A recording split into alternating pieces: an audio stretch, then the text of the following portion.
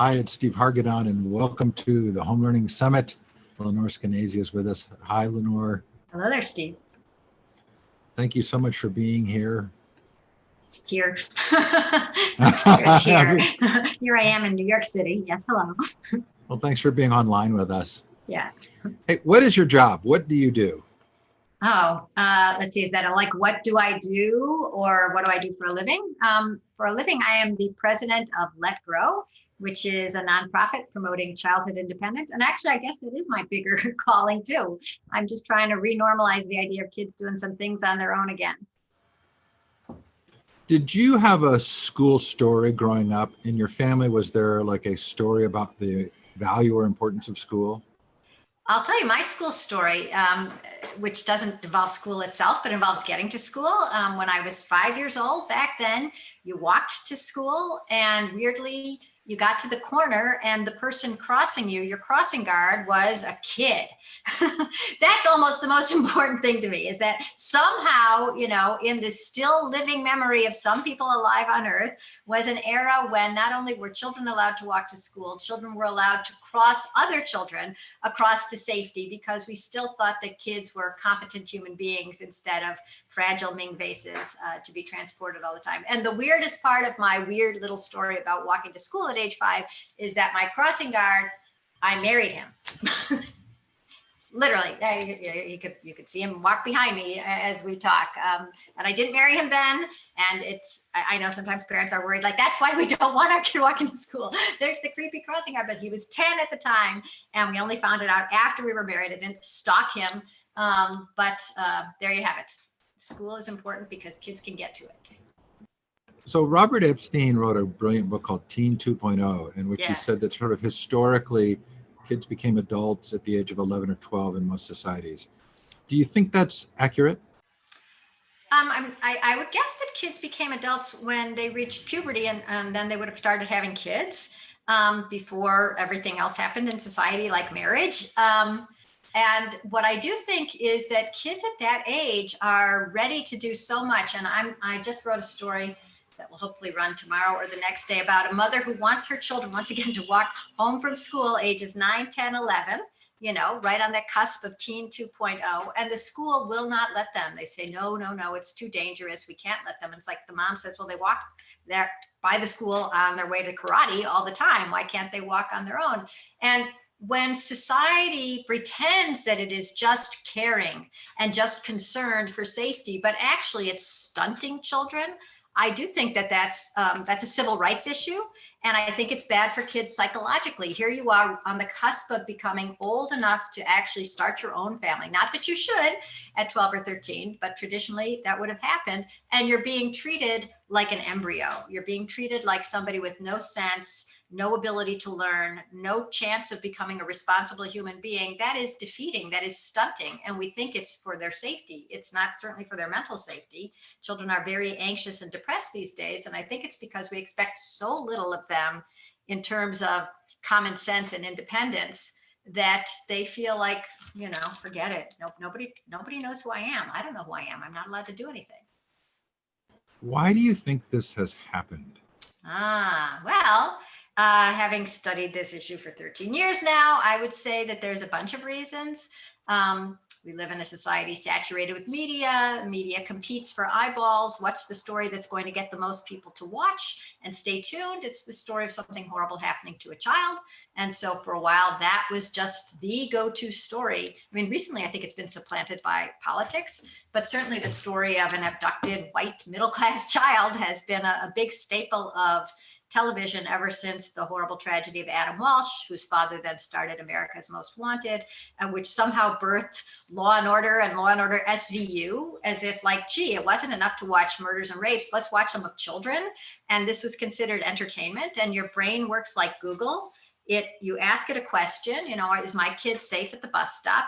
And up come all the images from fiction, from fact, from news, from the anniversary special of the Maddie McCann disappearance, which is back in the news again. And because these images are so easy to access and they are the first results in our search, we think they're the most common. It's this thing called the availability heuristic. The more available a story is to your brain, the more common you think it is. And having been filled up with all these stories for the last generation or two, we really feel like children are never safe. So there's the media. We live in a litigious society. People start thinking like lawyers, what could go wrong? Is it my fault? Shouldn't I just prevent everything? There's schools that have taken out their playgrounds, schools that have taken away their slides and their swing sets because something terrible could happen, or once something did happen. And if anything happened once somewhere, this is another part of our culture that I find odd. If anything bad ever happened to anyone anywhere, who's a child especially, then we feel like we all have to be on constant high alert for it at any time. I call it worst first thinking. You think of the worst case scenario first, and you proceed as if it's likely to happen. And then you have a marketplace that's always trying to sell you experts and products that will keep your child safe. First, they have to make you think that your child isn't safe. So you'll read the book, buy the magazine, or purchase the doodad that's going to keep your kids safe. So there's a lot of forces working on us. It feels like they're deeply psychological forces. How do you counter that, both as a society and in your own self? Well, I'll tell you, I tried countering it with, I have my book, Free Range Kids, and I have amazing statistics. Like if you wanted your child to be kidnapped by a stranger, how long would you have to leave them outside for this to be statistically likely to happen? And I'll ask you, Steve, how long would you have to keep your kid outside without you watching him for him to be likely to be kidnapped by a stranger? It's a weird question, but I don't have any idea. Oh, just take a guess, because you're going to be wrong. We were pretty, it was important for us to let our kids play without being supervised. I would say a month. That's longer than most people say. Some people say a couple hours. I've heard 5 minutes. But the numbers that were crunched for me using statistics by a guy named Warwick Cairns, who wrote a book called How to Live Dangerously, he said that it would take, for it to be likely that your child would be kidnapped by a stranger, 750,000 years.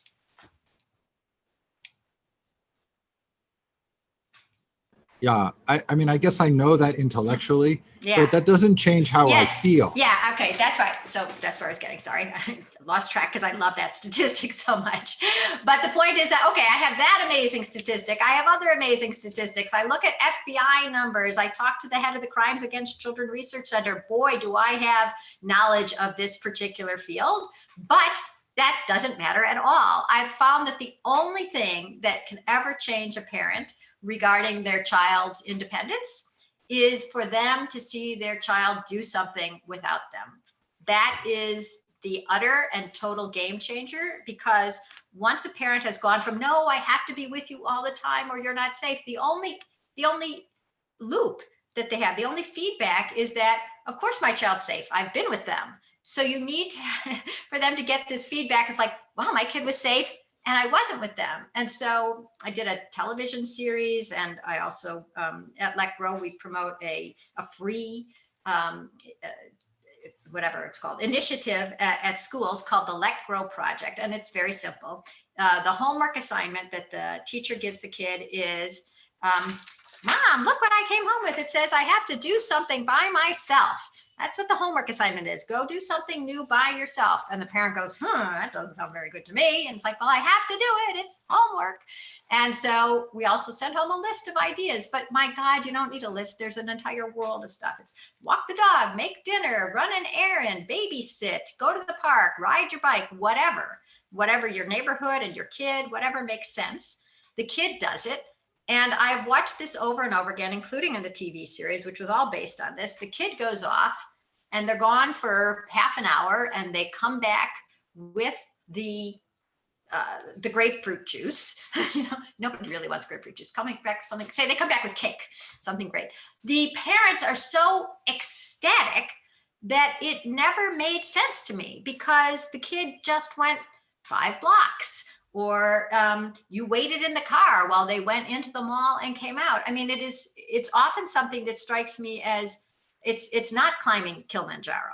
So why are the parents so out like levitating with excitement? And I think it's not just because they were worried that their kid would die or be hurt or get lost and came back and they're relieved. I used to think it was just relief, but it was more than relief. It was joy. And what I finally realized is, like, why do we have children? You have children, I have grandchildren. Why do you have them? They are going to continue on this earth when you are on the other side. Let's just put it that way, right? We won't put too fine a point on it. So until you know that your kids are going to be okay when you're not there, you don't know that you've served your purpose. You don't know if your existence has had its meaning that you were trying to give it by having these kids. But once you see that they're going to be okay without you, it's a total game changer. And that's why you ask, it's like, what can change a parent?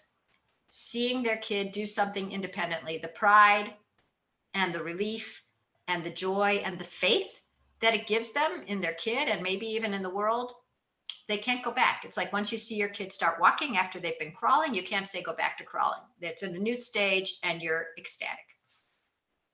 Is there anything comparably as powerful for the more social institutions? I mean, I can get to that place, but then if I send my kid walking, a policeman's going to stop and say, where are your parents? Or a neighbor is going to call the police. Are there ways that you've thought of to change the larger cultural dialogue?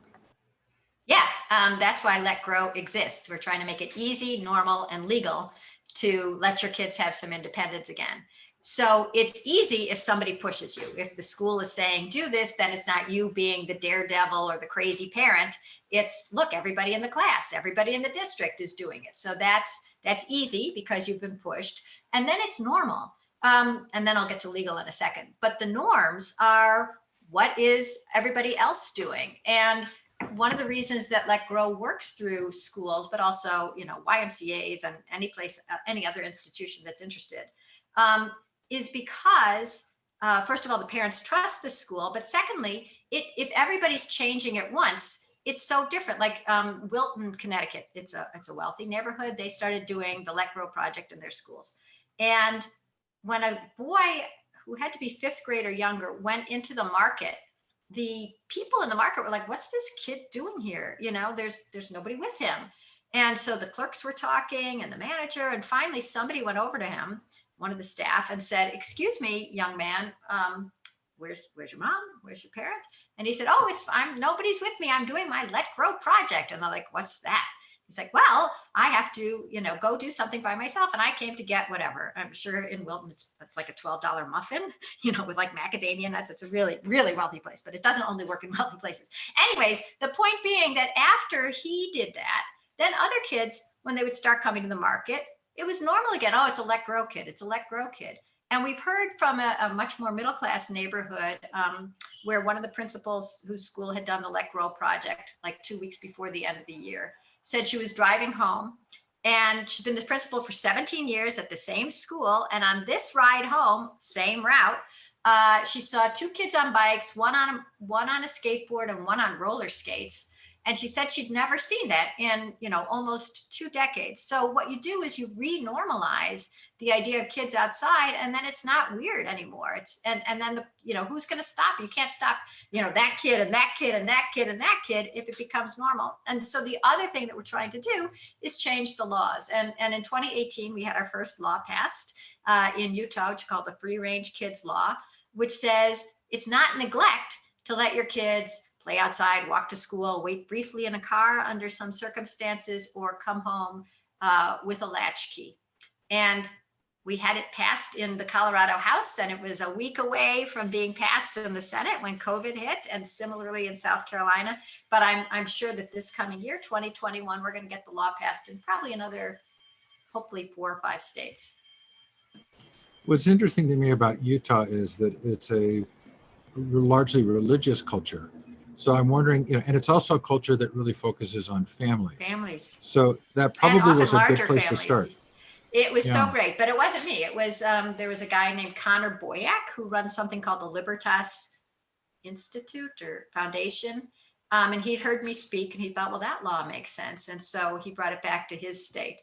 But Colorado is, just a plain old sort of outdoorsy state. South Carolina, we're hoping that Nevada might pass it. We're working in Texas.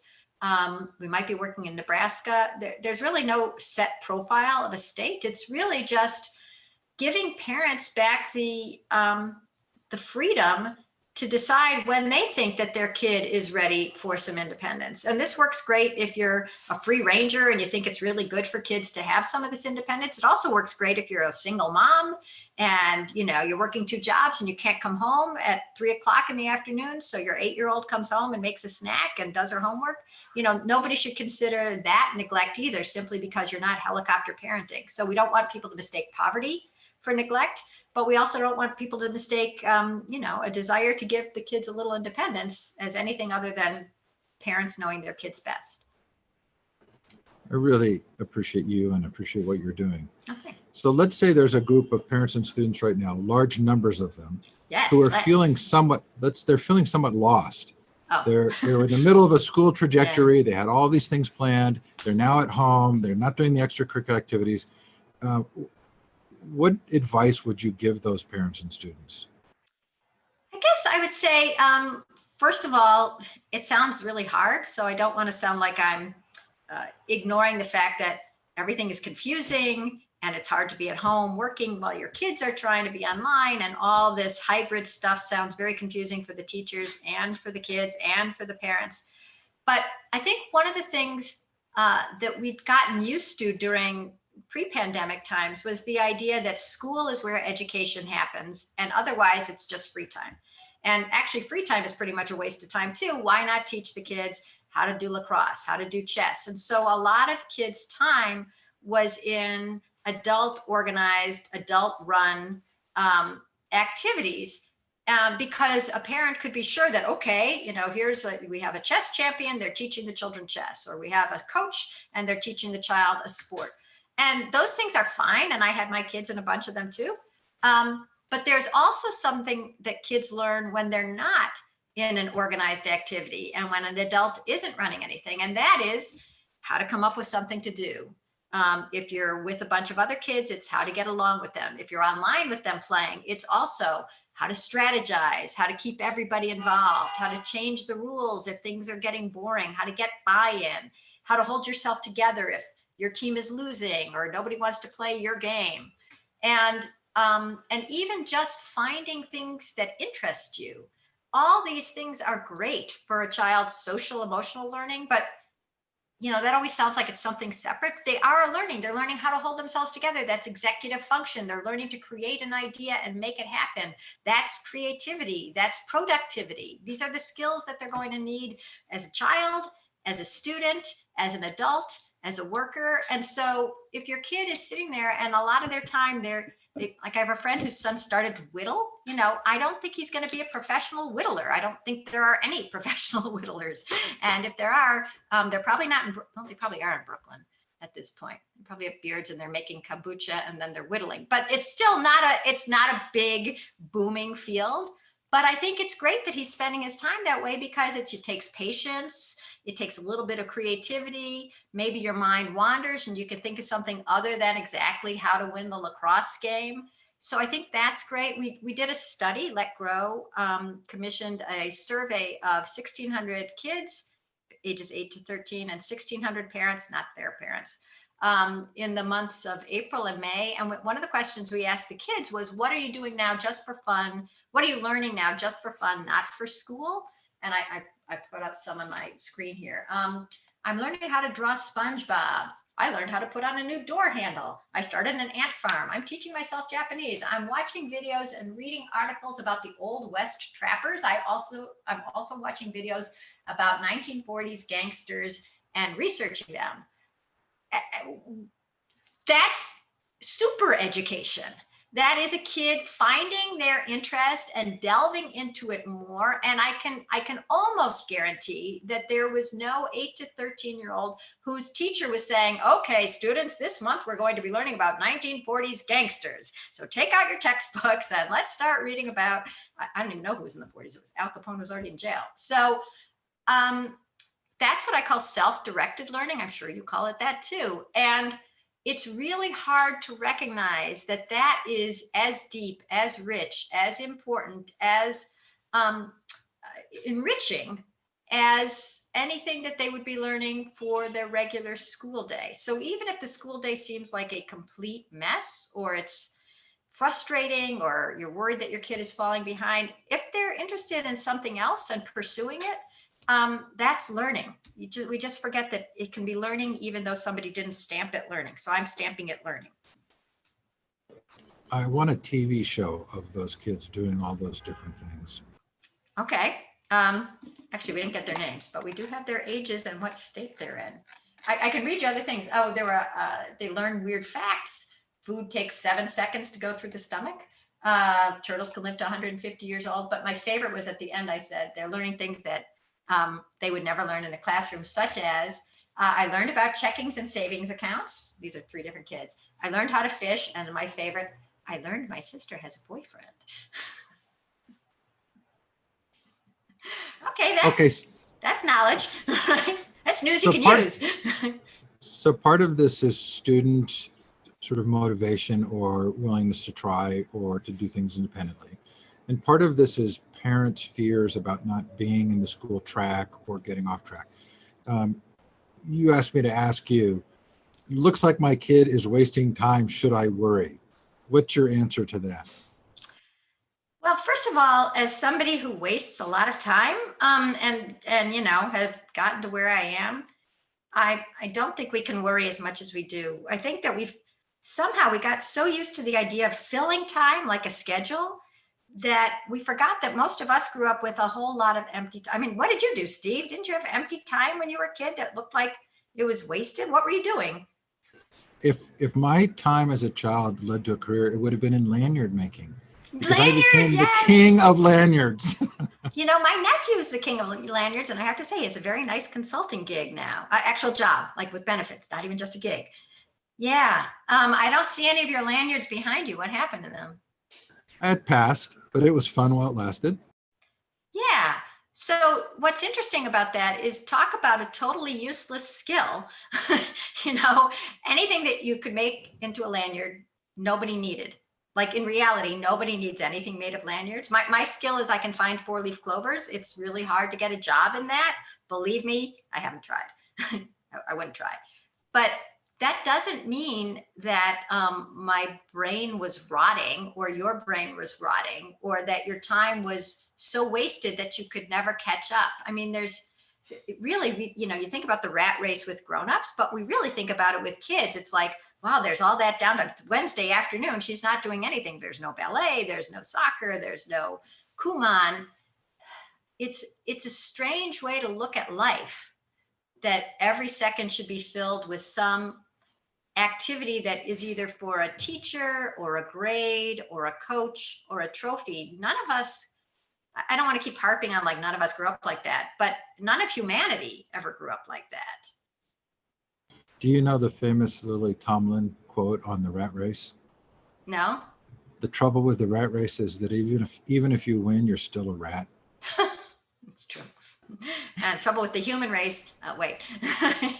Well, no. So there is an interesting dilemma for parents, right? Which is, I can say that, and I can think about my kids becoming self-directed learners, and I can think about sort of entrepreneurial careers, but in a lot of ways, we recognize there is a kind of a track into the working world and working in large organizations.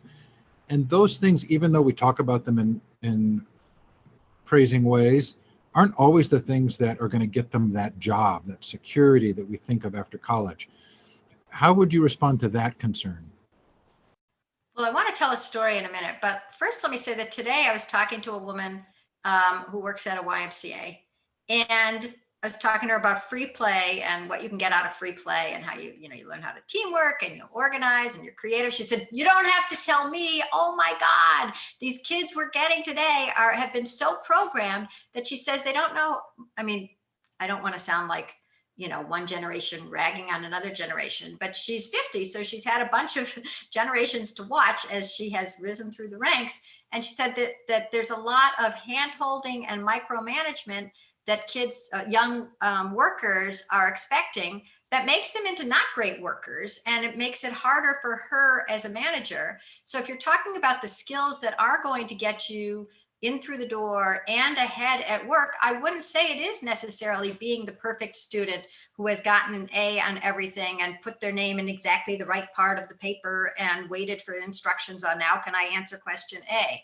There's something to be said for the people who improvise and who self-start or who advocate for, I need a little help or I'm going to try it this way. And those are skills that you do get not just from doing your homework and doing your after school organized activities. And I don't put down either of those. And, like I said, I sent my kids through them and I've certainly done my homework in my day, but it's not the whole recipe for a successful person. Let me tell you one story about a person who was worried. Okay. This was a teacher I love out on Long Island named Gary, who has his third graders do the Let Grow project. He's totally on board and he has seen the children, even the ones who were failing, succeed at something because they did the Let Grow project and maybe they were terrible at math, but they were making a Quidditch broom at home, or they taught their sister how to ride her bike and they could bring these things to school and talk about them. And instead of being the kid who's on the downward slope, everybody was equal because everybody was doing something that they loved and they were interested. Okay, then school ends. And now everybody was out for a while. And his own son, 13, starts being on his phone all the time, always on the computer. And he's actually sneaking his phone into the bathroom when he's not supposed to be on the phone. And the parents are really, giving a talking to what's going on here. And what he's doing is he's constantly listening to podcasts about cars. He's obsessed by cars and he's researching cars. And he's on YouTube looking for cars and stuff about cars. And he wants to start his own website about, and I don't know why, how terrible the Infinity car is. And maybe you have an Infinity. I have nothing against the Infinity. For some reason, this kid hated them. And it took a little chat between me and Gary for him to realize, like, wait, I was like, Gary, so your son is researching a topic, getting deeply into it, synthesizing the material and writing, right? Is this what you're saying? So he's doing basically a research paper, except it happens to be a blog, and you're mad and you wish he was not wasting his time. Can we see that as education? What if it was an assignment from school? Go create a blog about some, aspect of society or some product that interests you. Then you would recognize it as education. You're a teacher and you're not recognizing this. So it is hard to see that something that is fun and interesting and not for a grade can be extraordinarily educational. We've gotten such a narrow view of what we call education that even sometimes an educator I venerate, Gary, couldn't see it in his own kids. So parents, even, I've heard great stories of kids playing video games and learning how to deal with each other more and strategizing and doing the teamwork thing and trash talking. So they have a little fun with each other and they're bonding. That's not going to help you at the workplace when you know what to say at the water cooler, or if we ever go back to the office, it is. So open yourself up to the idea that what looks like wasted time is, kids don't want to waste their time. Wasted time is boring. They want to be learning something and doing something. And you just have to recognize that it doesn't happen to be classwork. Do you want to tell us a little bit about the free initiatives at Let Grow? Sure. So one I've just been ranting on about, which is the Let Grow project. And if you go to Let Grow, which is not Let It Grow at all, and it's not Let's Go, it's not whatever, it's just Let Grow, LETGROW. And if you click on that and you go to the schools page, the Let Grow project is just, you can download it and it's instructions on how to introduce this idea to your class. And it's a letter to send home to the parents. And it's the list of possible projects that the kid could do. And it's up to you, the teacher. Do you want to do it once a week? You want to do it once a year? You want to make it 4 credit, extra credit? Do they have to write a story about it afterwards? They have to reflect. It's very open-ended because we trust educators to know their kids. So that's there. And we also have a sort of COVID era version of it, which is called the Let Grow Independence Kit. They're basically the same thing. Then we also have something that's mostly for the non-COVID era, which is the Let Grow Play Club, which is just keeping schools open before or after school for free play, mixed ages, no devices, no teacher organizing the games, nobody solving the spats, nobody deciding if the ball was in or out. And that's just gives kids back this opportunity for play and all the great things that happen in play that we were talking about before. And to make it, literally official and seem official, there's an instruction kit for how to start one at your school. There's a little pledge that the kids sign that say that if I'm not allowed to leave the premises without telling anyone, I'm not allowed to hurt anyone deliberately. And if I do one of these things wrong, I can't play for the rest of the day, but I'll be welcomed back the next time. So it's not draconian. And the same thing for the parents to sign, like, I realize my kids will not be happy every single second. Nobody ever is. I don't expect that in Play Club, the end. So those are our big school initiatives, and all the materials are free. Do you remember the Cesar Millan Dog Whisperer show? I didn't see it, but my friend edited the magazine. Does that count? Well, sure, but people were having trouble with their dogs, and he would come in, and it would take him a while to build a rapport in order to be able to help the dog owners understand that it's not actually the dog that's the problem, right? It's their behavior. So one of the things I discovered as a parent was I was the least effective, I was the worst parent when something came up that I didn't know how to deal with personally.